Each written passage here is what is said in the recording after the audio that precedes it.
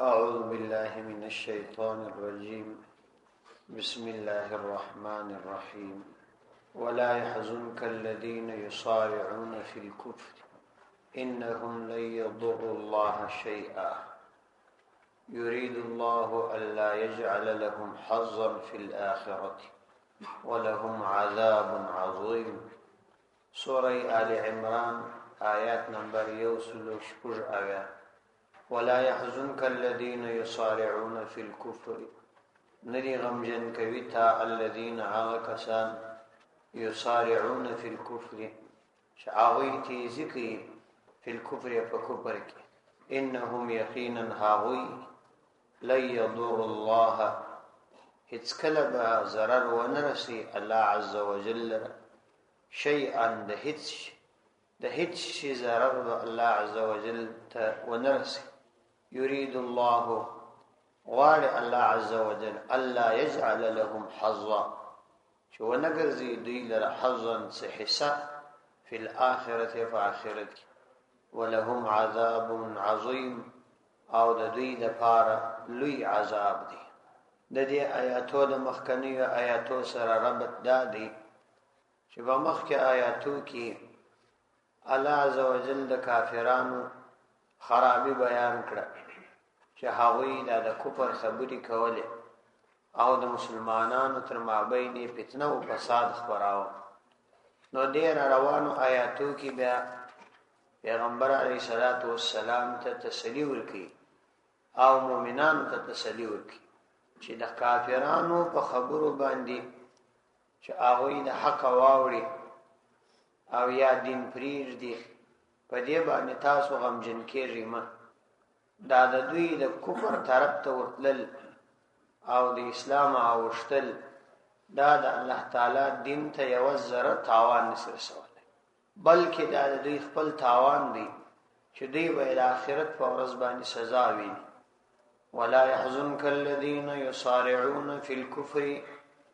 او ندی غمجن کوي تا الذين آکسان يصارعون في الكفر چې تیزی کوي فی الکفر په کفر کې لکه دا منافقان چې لږ د مسلمانانو په لس پکې ولیدل،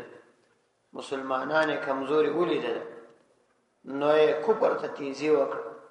نو هم عملا کفر اختیار کړي او اعتقادا کفر خو یې په خاله اختیار کړي، نو د هغوی دا کفر دی تا غمجن نکي. ولا يحزنك الذين يصارعون في الكفر چاوی تیزی کی فی الکفر پا کفر کی انهم لن يضر الله شیئا یقینا دوی چی دی لن يضر الله هیچ کله بزرر ونرسی الله عز وجل لرا یعنی دا اللہ تعالی دین لرا شیئا دا هیچی یو ذره برابر به هم دا اللہ تعالی دین تتاوان ونرسی. نو تا تخو پر دی باندې غم نکول پکار دی، ځکه چې غم خو هغه وخت پکارو چې دوی په دغه اعمالو د الله تعالی دین ته ضرر رسولای شي. اوس دوی د الله تعالی دین ته ضرر نشي رسولای، نو غم ور باندې کول هم نه دی پکار. يريد الله الا يجعل لهم حظا في الاخره ولهم عذاب عظيم. يريد الله دا د یو بلی شبهه جواب دی. شبهه دا ده چې د کافرانو ته الله عزوجل په دنیا کې ترقی ورکړي، ظاهری حالت یې د استراحت او اطمینان او دا غرنګ مال او دولت او قوت او اسباب دا ورسره. نو د دې شبهه جواب دی چې الله تعالی فرمایي چې موږ دوی ته دغه د دنیا اسباب او د اشعان ورکړي، دا مو د دې لپاره نه دی ورکړي چې دوی موږ ته مقبول دي او یا موږ سره محبت لرو، بلکې دا مو د دې لپاره ورکړي چې موږ د دوی د آخرت د عذاب تکمیل کوو، او دا د دې لپاره چې دوی په آخرت کې هیڅ حساب پیدا نه کړي، تر څو چې د دغه اسباب په وجه په دنیا کې تر انتهایی درجه پورې د خدای نافرمانی وکي او د آخرت د عذاب مستحق وګرځي. یرید الله اراده لري الله عز وجل په تکوینی لحاظ، یعنی کته خپل د دوی په اړه غم کې، مطلب دا چې یا خو دی غم په دې باندې وو چې دوی ولی کفر تاوړي او پر دې باندې غمجن وي چې کېدلای شي دوی بدین ته تاوان ورسي، او یا پر دوی باندې غم کې چې دوی ولی داسې بد نصیب دي چې د آخرت د عذاب لپاره ځانونه برابري، نو ته پر دې باندې غم مکو. یرید الله اراده لري الله عز وجل الله یجعل لهم حظا، دا اراده لري چې ونه ګرځي د دوی د پاره حظن څه حصہ، د دوی د پاره الله تعالی هیڅ حصہ ونه ګرځي په آخرت په آخرت کې، نو ته پر دوی باندې غم مکو چې دوی ولی جهنم ته ځي، ځکه خدای دا اراده کړې ده چې دوی ته په آخرت کې حصہ نه ورکړي. الله یجعل چې ونه ګرځي د دوی د پاره لهم د دوی د پاره حظن څه حصہ فی الاخرت په آخرت کې، د دوی د پاره الله تعالی په آخرت کې څه حصہ نه ګرځي، نو ځکه د دوی څخه دا امید کول چې دوی به سم سي، دا امید په کار نه دی، او پر دوی باندې غم هم کول په کار نه دی، ځکه غم پر هغه شي سړی کوي چې امید د صحیح کېدلو وي، نو د دوی څخه خو د صحیح کېدلو امید هم نشته. ولهم عذاب عظیم، دې سره سره چې الله عز وجل به دوی د دنیوي نعمتونو څخه محروم نکړي، بلکې مطلب دا چې الله به دوی ته په آخرت کې عذاب ورکوي. ولهم د دوی دپاره عذاب عظیم، لوی عذاب دی، یعنی د دوی دپاره صرف د دنیوي نعمتو څخه محرومي نه ده، بلکې د آخرت عذاب به هم ورته ګوري. کله د دنیا د نعمتو څخه الله تعالی دوی محروم کی او د آخرت عذاب هم ورته ګوري. ان الذين اشتروا الكفر بالإيمان لن يضروا الله شيئا ولهم عذاب أليم. ان الذين يقيننا كسان اشتروا الكفر بالإيمان، چاوی واخستی الکفر کفر بالایمان، د ایمان په بدل کې، لن يضر الله شیئا، هیڅ کله به ضرر ونه رسي الله عز وجل لره شیئا ضرر برابر. ولهم عذاب علیم، داوی دپاره دردناک عذاب دی. ان الذين اشتروا الكفر بالایمان، یعنی لکه څنګه چې دا مخکنی خلقو چې هغه کافران و د کفر طرف ته سبقت کاوه، مسارعت یې کاوه، هغوی د الله تعالی دین ته تاوان نسوای رسوای، نو دغه خلک هم چې د ایمان په مقابله کې کفر اخلي، یعنی منافقان دي چې په معمولی خبره باندې ایمان پرېږدي او کفر اختیاروي، نو دام یوه ذره برابر و دې دین ته تاوان نسي رسولی.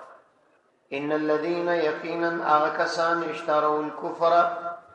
چاوی مختار کی وایخستی کفر بالایمان، د ایمان په بدل کی، یعنی ایمان ایور کی، کاغه منافق وی که کافر وی که لری وی که نږدې وی، لن يضر الله شیئا، هیڅ کله دوی ضرر نسی رسولی د الله تعالی دین ته شیئا ضرر برابر. ولهم عذاب علیم، د دوی د پاره به عذاب علیم، دردناک عذاب وي د مخکنیو قومونو بشان. ولا يحسبن الذين كفروا انما نملي لهم خير لانفسهم انما نملي لهم ليزدادوا اثما ولهم عذاب مهين. ولا يحسبن الذين كفروا، او ګمان دې نه کوي الذين کسان کفروا چاوي کفر کړي دي، انما نملی لهم خیر لانفسهم، انما دا چې نملی موږ مهلت ورکوو لهم دوی لره، خیر چې دا دی خیر وی لانفسهم د دوی د ځانو دپاره،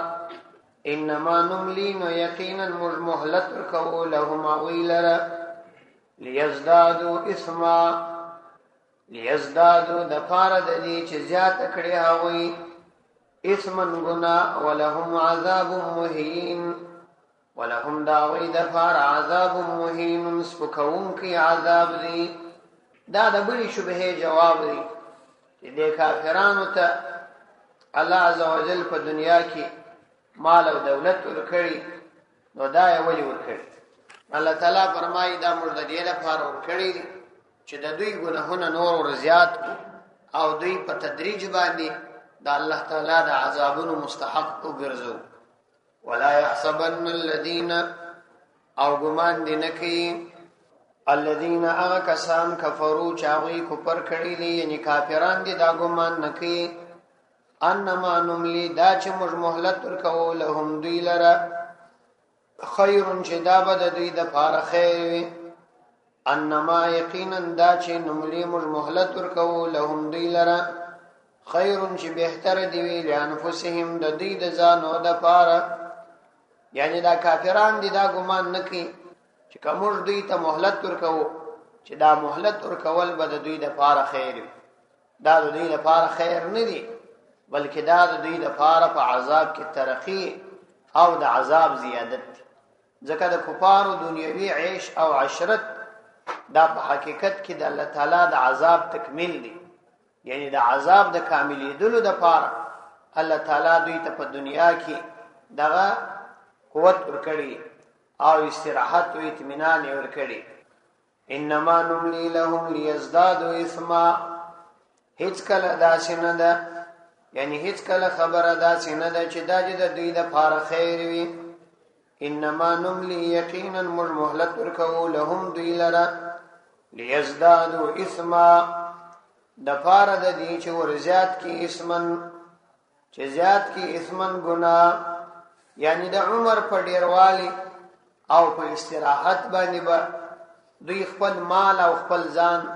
د خدای په نافرمانی کې مصرفوي نو د دې په وجه باندې به د دوی ګناهونه زیاتېږي تر څو چې د آخرت د عذاب مستحق وګرځي انما نملي لهم ليزدادوا اسما د پاره د دې چې دوی زیات کې اسمن ګناه نو بیا به یو دم په دوی باندې سزا راځي ولهم عذاب مهین او د دې د پاره عذاب مهین سپکون کې عذاب دی داسې عذاب دی چې ذلت په پکشي کې یعنی که په دنیا کې موږ دوی ته سزا ورهم نکو نو د آخرت عذاب خو یقیني او توهین امیز عذاب دی اعاذنا الله منه ما كان الله ليذر المؤمنين على ما انتم عليه حتى يميز الخبيث من الطيب وما كان الله ليطلعكم على الغيب ولكن الله يجتبي من رسله من يشاء فآمنوا بالله ورسله وإن تؤمنوا وتتقوا فلكم أجر عظيم ما كان الله ندي الله عز وجل يزر چپریدش دی المؤمنین مؤمنان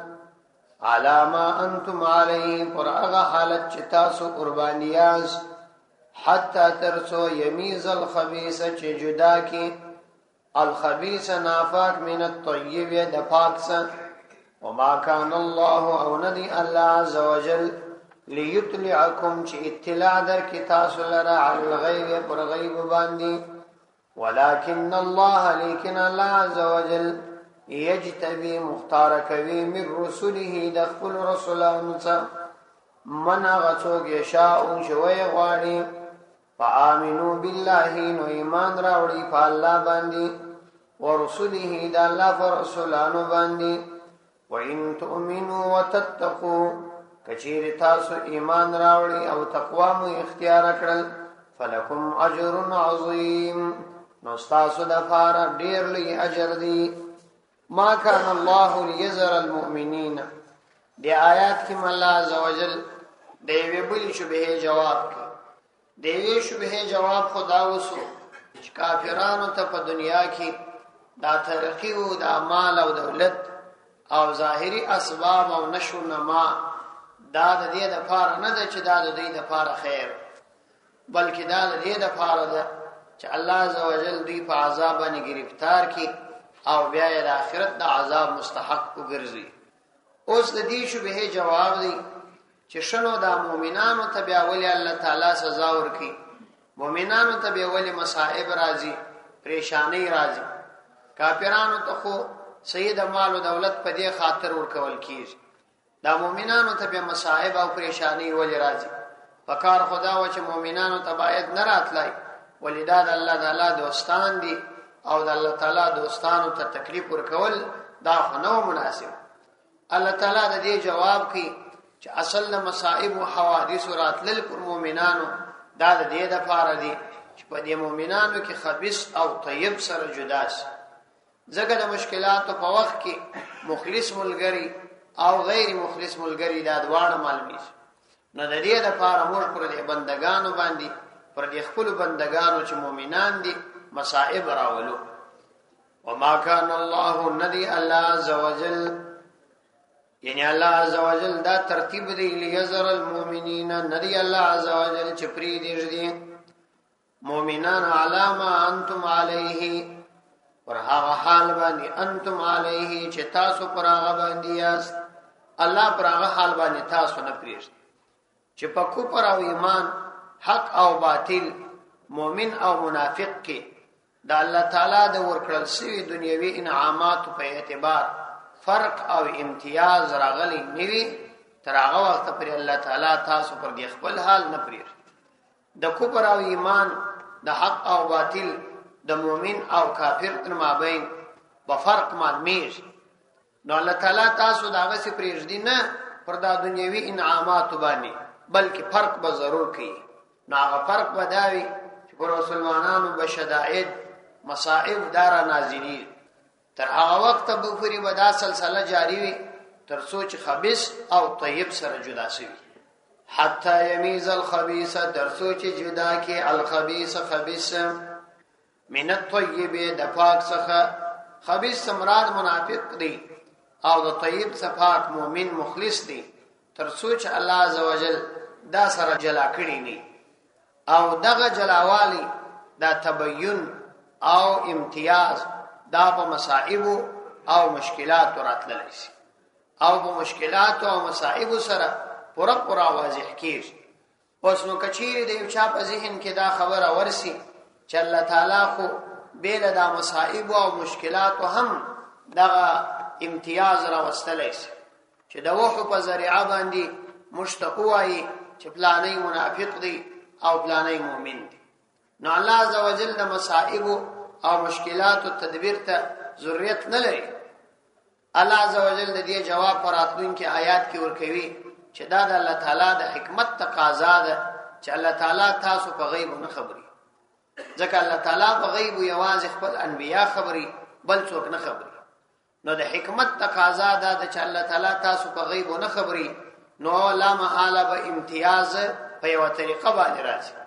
نو هغه طریقه ده چې هغه په دوی باندې مشکلات راوړي دا مشکلات د راتللو په وجه به مؤمن او مخلص سره جدا شي او بل دا کچیر بالفرض الله تعالی د وحی په ذریعہ باندې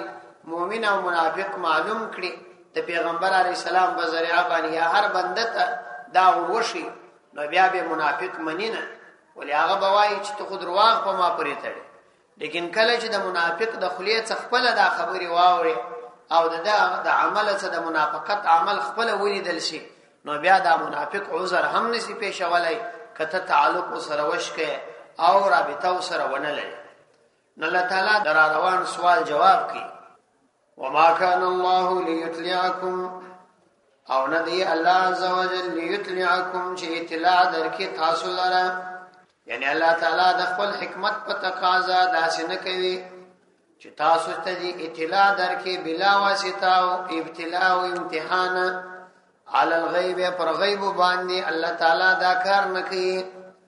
ولكن الله يجتبي من رسله لیکن الله عزوجل يجتبي مختار کوي من رسله خپل رسولان من يشاء هغه چې الله عزوجل وواړي یعنی الله تعالی د غیب معلومات زینو انبیاء علیهم السلام تور کوي انبیاء علیهم السلام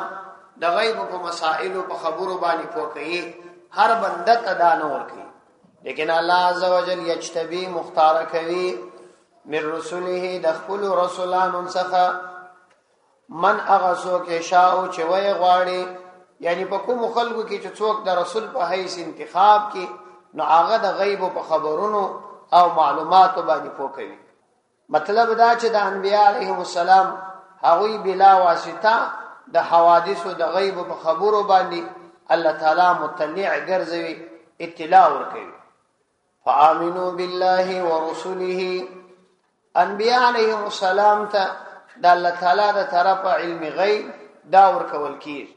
د دې معنا دا نه ده چې انبیاء علیهم السلام غیب د غیب علم دا د دوی ذاتی دي، بلکې انبیاء علیهم السلام ته الله تعالی پر غیب باندې معلومات ورکړي. دې ته په شریعت کې انباء الغیب وایي چې الله تعالی د غیب معلومات انبیاء علیهم السلام ته ورکړي. د دې معنا دا نسوله چې ګواکې انبیاء علیهم السلام دا عالم الغیب. عالم الغیب یوازې د الله تعالی صفت، ځکه د غیب په تعریف کې دوه قید ضروری دي. علم غیب دا دوه صفت لري. یو دا چې علم غیب هغه علم ته ویل کیږي چې هغه د چا ذاتی وي، د کوم سبب په وجه باندې حاصل شوی نه. د کوم علم چې انسان ته د تجربه او یا د زده کړې یا د اسباب په ذریعه حاصل شي، هغه علم ته علم غیب نه ویل. د مثال په توګه ساينسدانان هغه د اسباب په ذریعه باندې دا معلوموي چې سبب باران کیږي، نو دې ته علم غیب نه ویل. یا یو کس د تجربه په ذریعه باندې په تجربه باندې دا ثابت کړي چې دا پلانې کار کیږي، نو دې ته علم غیب نه وایي. یا مثال په توګه یو طبيب دی یا یو ډاکټر دی، هغه د علامات په ذریعه باندې دا مریضي معلوموي، نو دا علم غیب نه بلل کیږي. د مثال په توګه په خوا چې دغه اوسنی اسباب نه و، دا لابراتوارونه و، دا معاینات دا نه و، نو ډیرو ډاکټرانو د مریضانو علاج علایمو باندې کاوه. داغه څه به پوښتنه وکړل چې ستا مریضي څه شي ده، هغه به علامې ورته وویلې، دی به پوه شو چې دا پلانې مریضي ده، نو داغه علاج به کاوه. یا داغه رقم طبيب نو په علایمو باندې، په اسباب باندې، په تجربه باندې، په زده کړه باندې چې کوم شی حاصل سي، هغه ته غیب نه ویل کیږي. یا دوم دا چې غیب دی توای چې پر ټولو کائناتو په هر وخت کې کامل علم ودرلودل شي. څومره کائناتو په ذره ذره باندې دا علم ودرلودل شي، او په ماضی حال زمانہ او راتلونکي زمانہ کې یو رقم، یعنی دا سنوي چې تا ته اوس معلومات وسول د دې څخه په خوا دي نه درلود، او دا چې هم نوي چې پر ځینو شانو معلومات ولري پر ځینو ونلري. نو علم غیب دا دی چې پر ټولو کائناتو باندې په تیر زمانہ، په حال زمانہ، راتلونکي زمانہ کې یو قسم علم وي، یعنی زیادت او کمبود به پکې راځي نه. او بل دا چې د اسباب او وسایط په ذریعہ باندې حاصل. نو دغه صفت چې د غیب ورالي دا یوازې د الله تعالی سره خاص دی، دا مخلوق کې اچاته نه دی ورکړل. انبیاء علیهم السلام ته الله عزوجل کوم معلومات ورکړي د غیب، هغه ته په شریعت کې انباء الغیب وایي. لکه الله تعالی چې بل ځای فرمایي ذالک من انباء الغیب نوحیه الیک، دا د غیب خبرونه دي موږ ته ته وحی کوو. نو انبیاء علیهم السلام عالم الغیب نه دي. کوم څوک چې د انبیاء او د علم غیب عقیده ولري هغه مشرک بلل کیږي، ځکه دا د خدای صفت دی او مخلوق ته ثابتوي. ولكن الله يجتبي من رسله من يشاء، لیکن الله عزوجل مختار کوي من رسله د خپل رسولانو من هغه څوک یشاء شوی غواړي. فآمنوا بالله ورسله، نو چې کله خبره هم داسې ده چې د چا شهادت په دنیا کې